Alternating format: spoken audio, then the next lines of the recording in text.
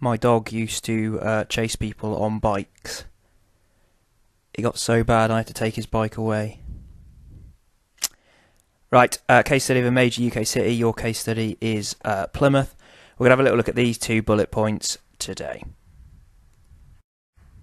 So, quickly, what's the location of Plymouth? They're on the board for you. You should know this anyway, really. Southwest of England, county of Devon, on the English Channel, south coast.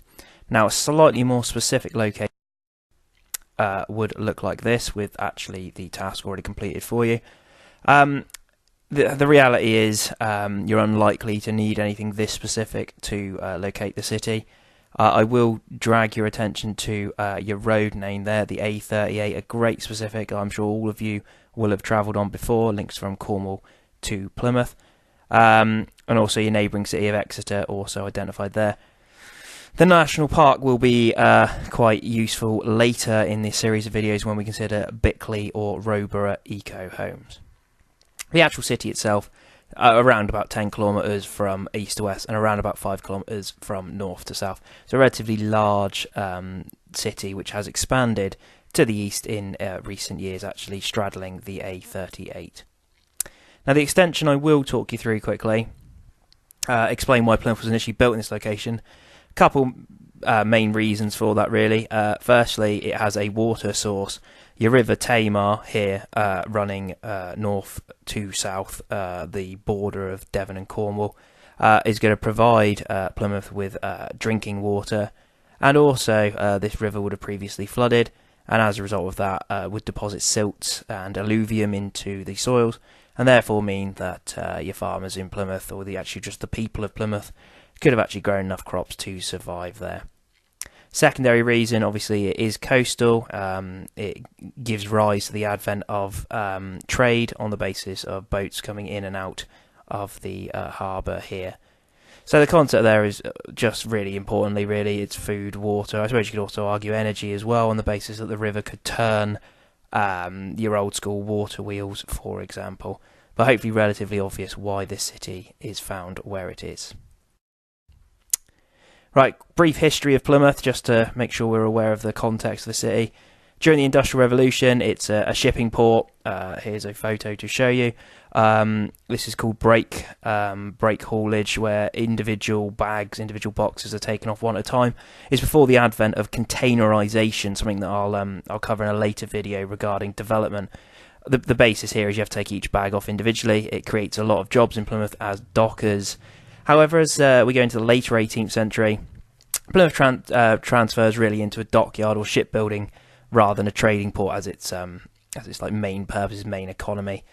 During World War II, however, this industry obviously brings the attention of the Blitz to Plymouth. You've got some facts and figures there. You wouldn't necessarily need those specifics, but when we're talking about something in the region of 20,000 houses either being damaged or destroyed, we've got a big impact here. Photo to show you the housing previous to the Blitz, inner city slum areas where essentially the dockers would have essentially been working. If we move it on, this is Plymouth CBD, Plymouth City Centre, if you will, after the Blitzkrieg, mainly in 1942 for Plymouth. We fire it on one more, we get the rebuild, which is identified there as the letter J for some reason, by 1964, etc. 20,000 new homes have been built, essentially providing accommodation for those that were damaged or destroyed during the conflict.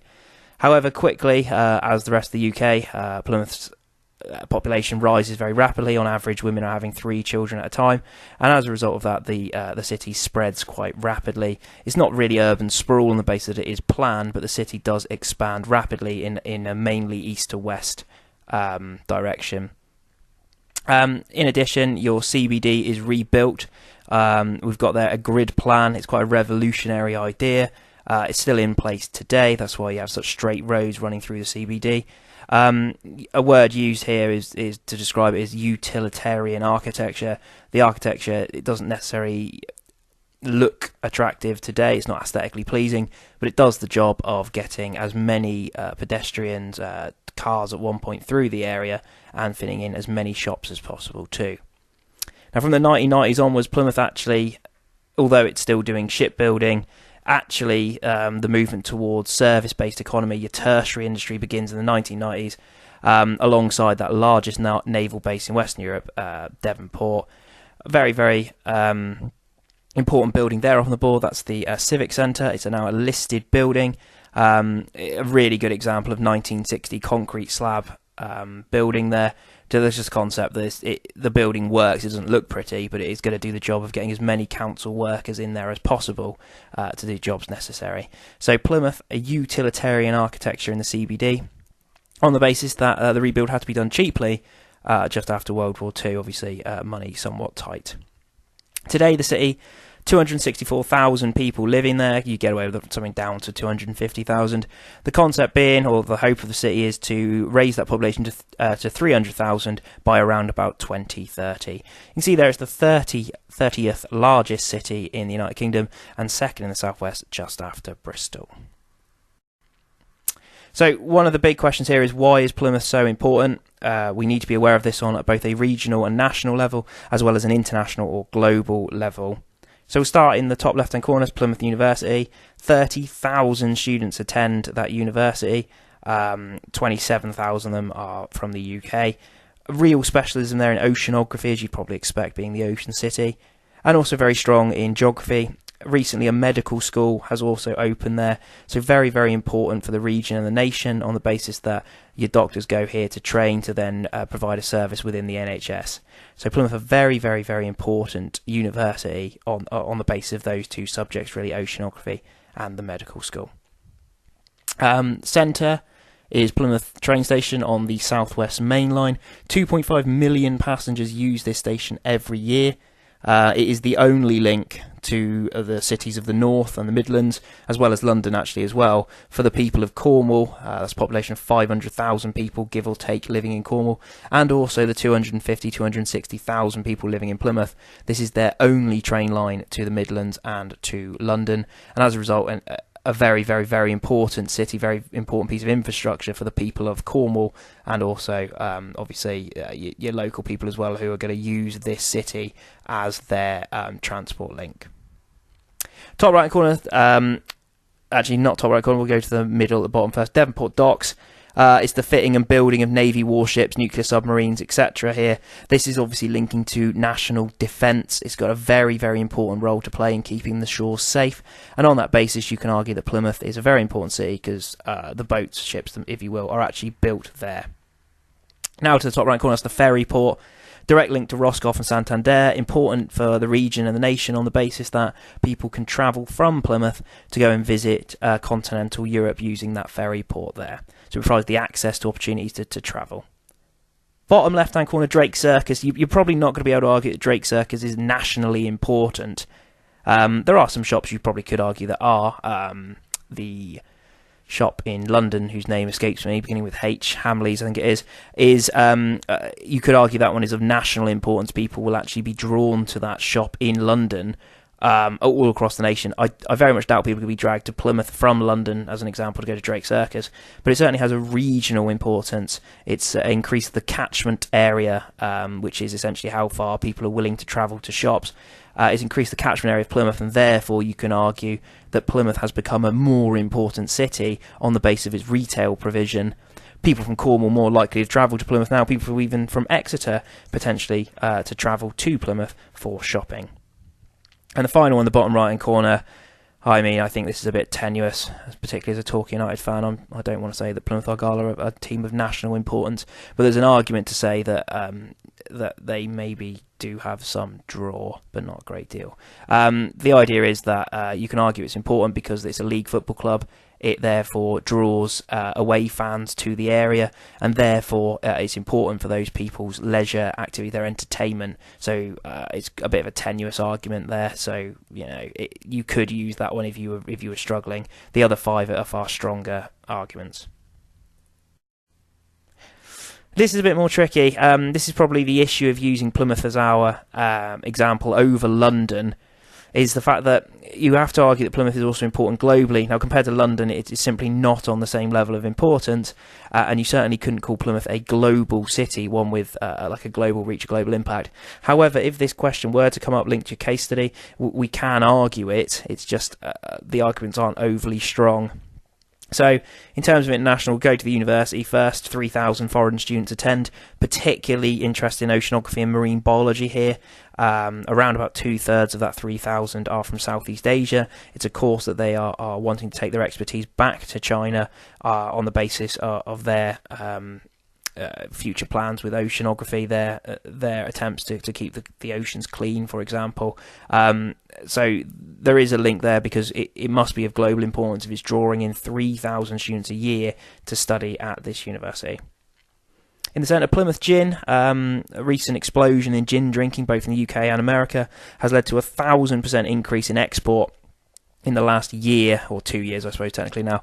1,000% increase in import. That's a business link that Plymouth has to the rest of the world, particularly there to America, which I'll just mention again here. If the photo on the right is the Mayflower Steps, this is where the Pilgrim Fathers left to actually find, or settle I should say, in America. And as a result, we've got a clear link between Plymouth and the United States here. It's a tourist attraction to the USA, and people from America will often visit and have their photos taken here. It's considered the birthplace of their nation.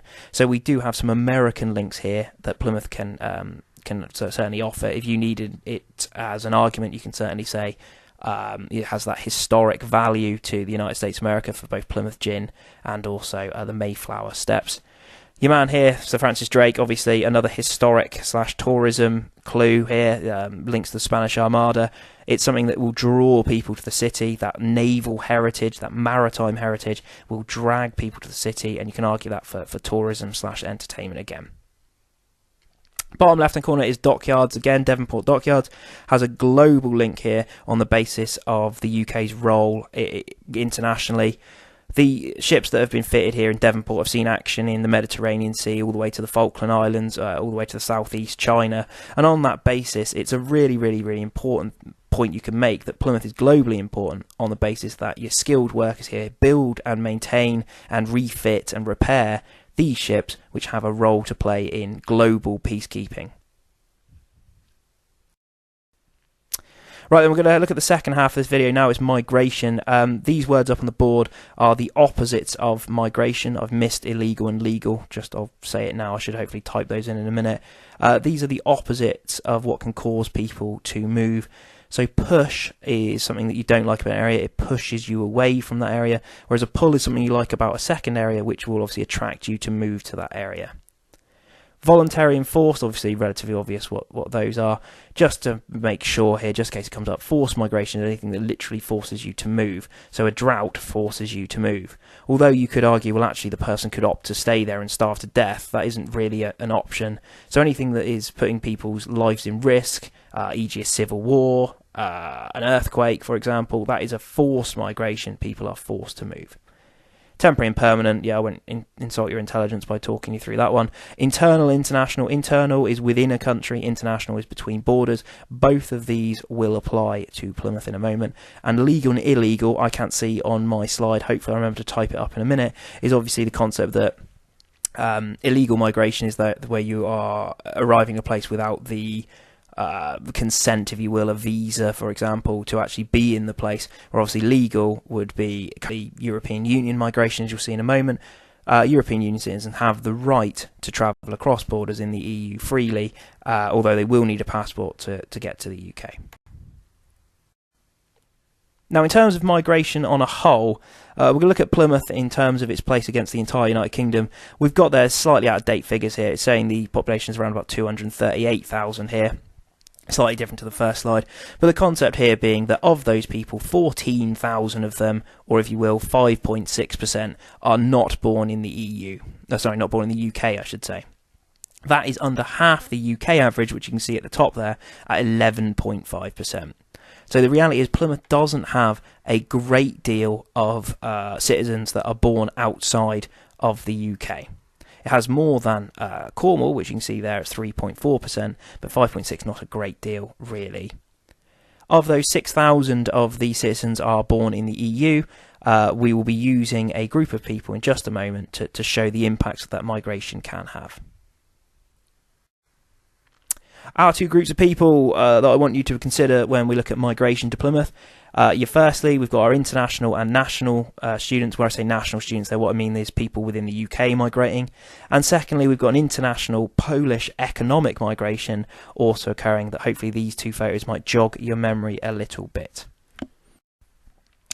Right, we'll start with the student migration impacts. Just your figures first. 30,000 students, remember, at Plymouth University, of which 3,000 of those are foreign students, mainly or particularly from Southeast Asia. The large number of students descending on this town, I mean, if we're talking that the whole city's population is about 240,000, something in that region, 30,000 is a large number of those. Is well over 10% of the population is student-based. And as a result, that has the impact of the magic word written in blue down the bottom there, studentification. Studentification is the concept where businesses and services change to reflect the large student population that is found within a place. So in Plymouth, as an example, we've got 30,000 students, which have led to the change in services. Now, something about university students is they will often try to live as close to the university as possible, so they can walk to university, but also so they can save money, not having to bring a car, for example, to university. Your map that we've got here up on the board is the inner city area of Plymouth. The university, you can just about see the Nancy Astor Sports Centre on the map. It is an area of it. Hope you can see that the roads here are very, very, very straight. These are terraced, high-density houses in, for example, I don't know, Armada Street or Baring Street or Clifton Place as example named streets there. Greenbank Terrace, another lovely example of very, very straight roads. Now, the concept here is these are high-density inner-city housing. Of all these houses shown on the map here, of all the houses shown within 1 kilometre of the university, 90% of them are student-let houses. So to repeat that, 1 kilometre from the CBD, 1 kilometre from the university, 90% of all the potential houses or lettings there are 90% of them are student-let. And what this leads to is a massive change in services. In this place, this is Mutley Plain, a really, really good specific. You will have driven it in the past. In this, it's about half a mile, this road. There are 8 barbers.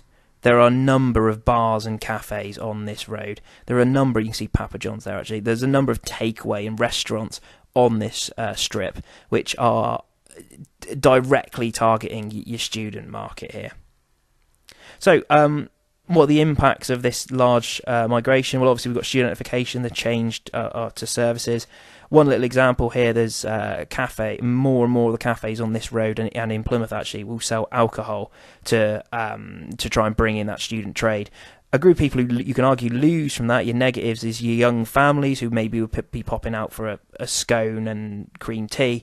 All of a sudden, a place selling alcohol might make that somewhat less attractive for families to go to.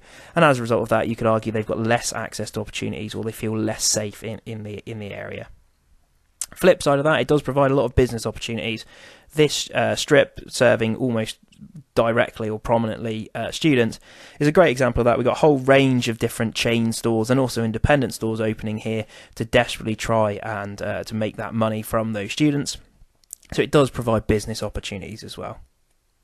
Another impact, those 3,000 foreign students, you will hear more different languages in Plymouth, and also on the basis that they are of Southeast Asian descent, you may well see more businesses opening to directly serve that population, whether that be local cuisine, whether that be other local services.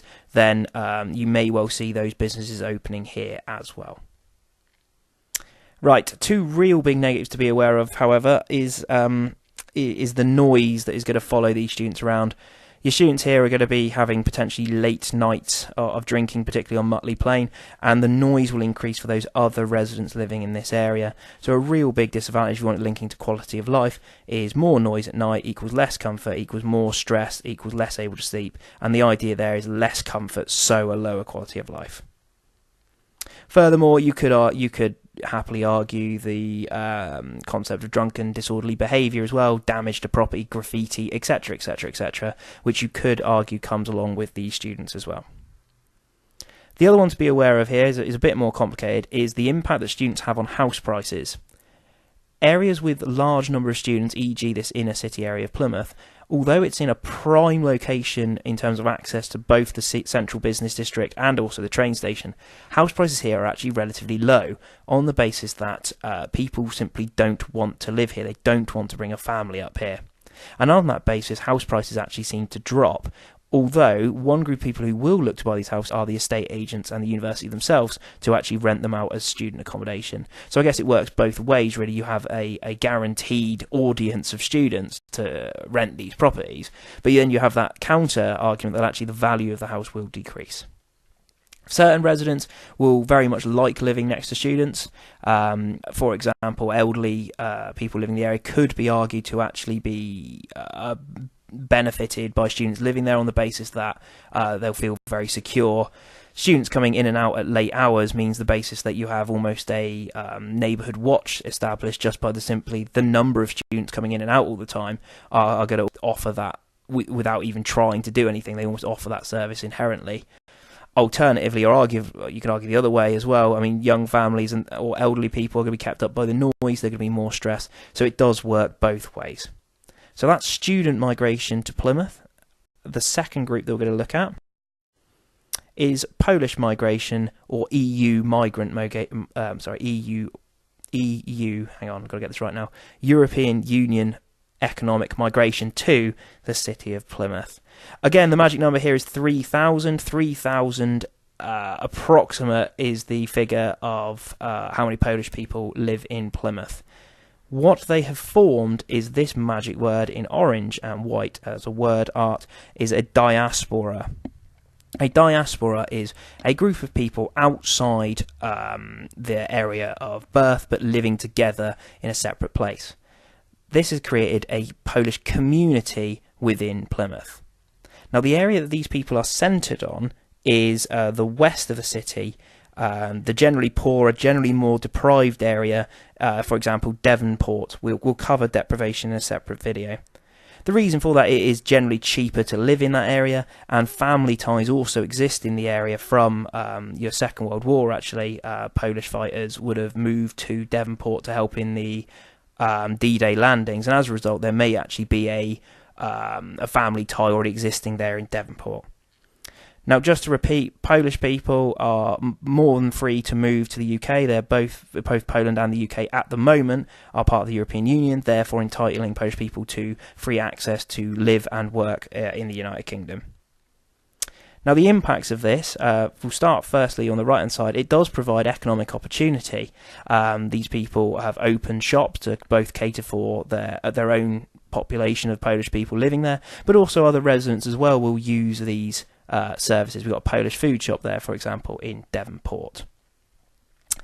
Other impacts are you're obviously going to hear more different languages in this area now. We're going to hear Polish more within Devonport as an example. And also you're more likely to have impacts in terms of a negative way, in terms of on health and education. Just to point out, this sign above is a poster regarding the issue of dementia.